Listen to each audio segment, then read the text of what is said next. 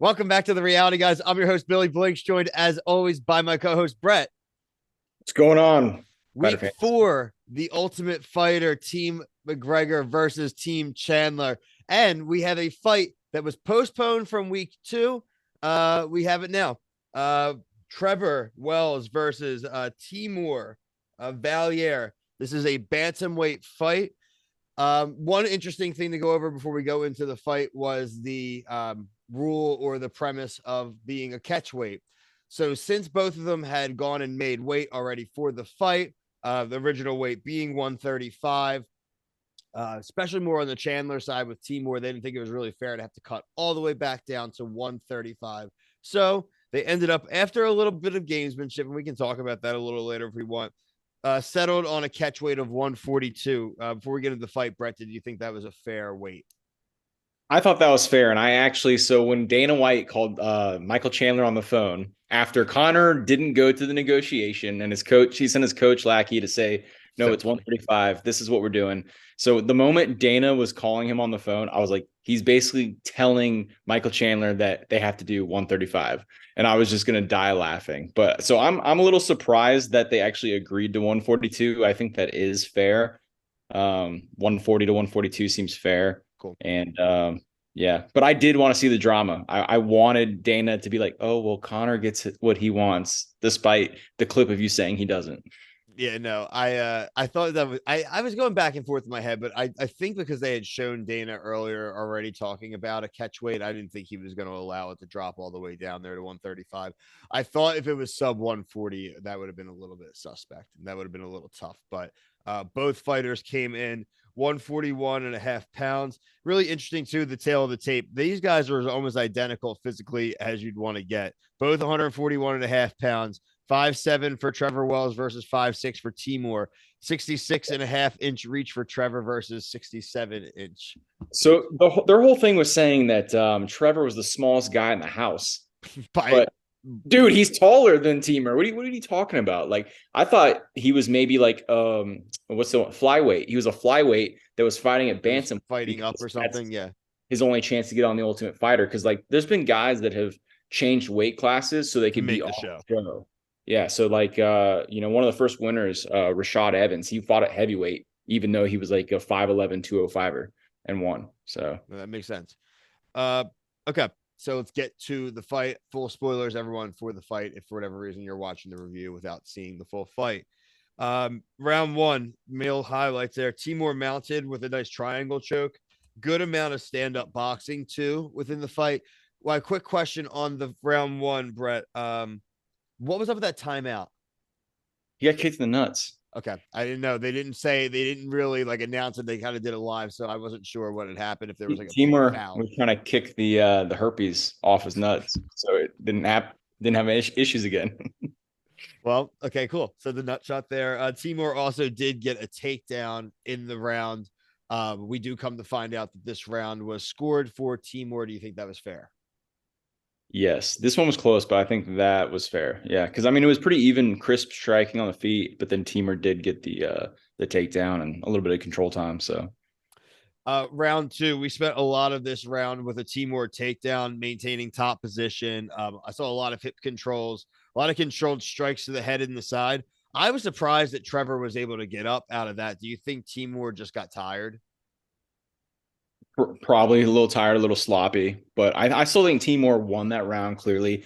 But that was exciting at the very end, where Trevor had his little moment to shine, see if he could do something. But yeah, and so Um, yeah, I was they gonna were say getting ready to do a third round, Brett. Were you surprised that round two was called for Timur?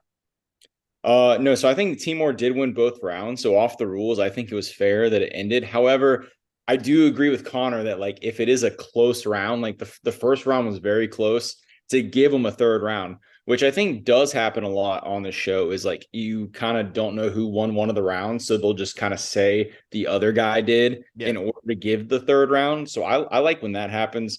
This might have been one of those scenarios where you let that play out, especially since Trevor was winning the fight as far as the ending of the second round. I So don't like that. I don't like that, right? I mean, that's not how a normal fight works, right? You have a 3-round fight. If Right. both fighters are standing after 2 rounds, then I always take the scoring to be something like a baseball game, right? Like you're still gonna get your 9 innings at bat, right?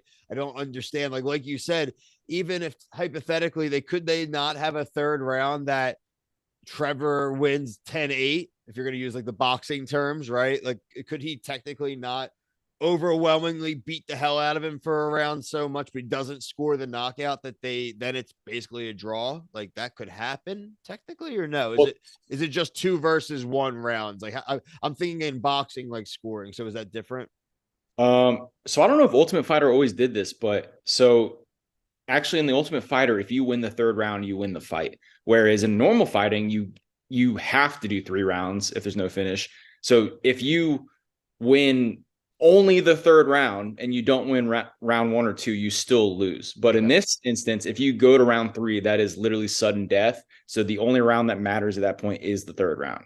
I get for the dramatics there. It's interesting. Let us know in the comments what you guys think. Like, do you guys think it should stay, or do you like the fact that they do it a round by round? And if you're up 2-0, it's over, or do you prefer a like kind of what I'm leaning towards, the traditional 3 rounds, no matter what? If they're standing, let them fight. I'm sure Logan's going to let us know all of the sub times that it's happened, hasn't happened, but really is like the best commentary that we can provide. It's the honest like third source there, which is the number one source. He's got the Um, picks.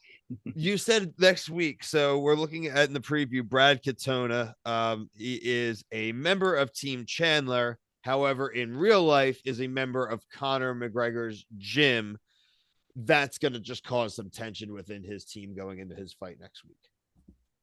That'll be exciting because I was originally Brad Katona's like, hey, I'm here for Brad Katona. But yeah, so he trains with Conor. He's won a previous Ultimate Fighter and then got cut in the UFC. But yeah, I'm curious what exactly he's been doing to piss Chandler off because it does seem like the whole team's upset with him and not just Chandler. So, but I think I he'll wonder still. if he's gonna be like just like hanging at Connor's house and gym, like people, you know what I mean? Maybe it's just kind of like that stuff. We get to find out maybe that's been going on a lot more than we realize.